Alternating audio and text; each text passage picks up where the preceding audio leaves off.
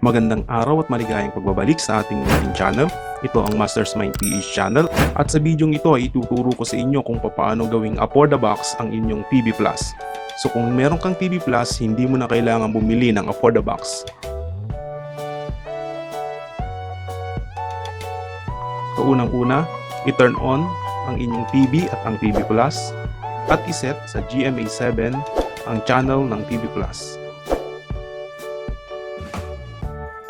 And then, i-click nyo ang scan sa inyong remote control ng TV Plus. And then, hintayin lang natin na mag 100% yung program process. Okay, so forward natin para mas mabilis. So, hindi mo na kailangan bumili pa ng Affordabox kung mayroon ka namang TV Plus.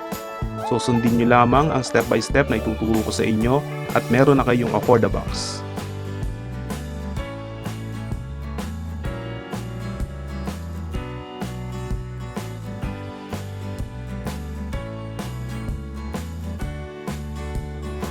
Okay, so complete. Press nyo lang yung OK and then i-turn off nyo yung TV at yung TV Plus. So i-turn off nyo siya for 10 seconds. Okay, after 10 seconds, turn on nyo uli ang TV at ang TV Plus. And then tingnan natin yung mga TV channels. Okay, so kung mapapansin nyo, nawala na yung mga dating channels niya.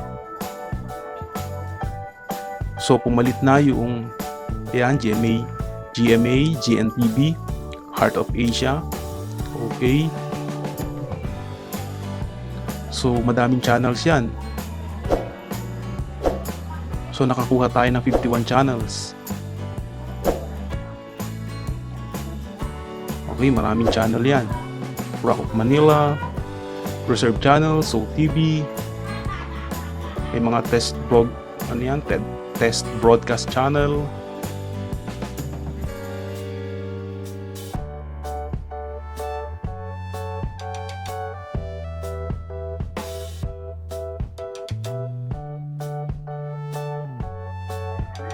Okay, so meron ding cartoons, mga cartoons channel. Yan, Disney Club. Paborito ng mga bata yan.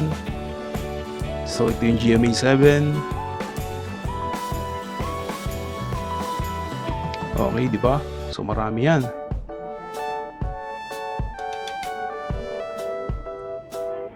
₱51 channels lahat yan.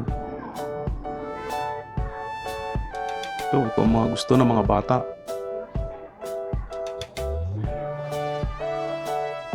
So bakit bibili ka pa kung pwede mo namang gawing Affordabox ang iyong TV Plus? Okay. So yun lang po. At maraming salamat sa panonood ng video. Bye-bye.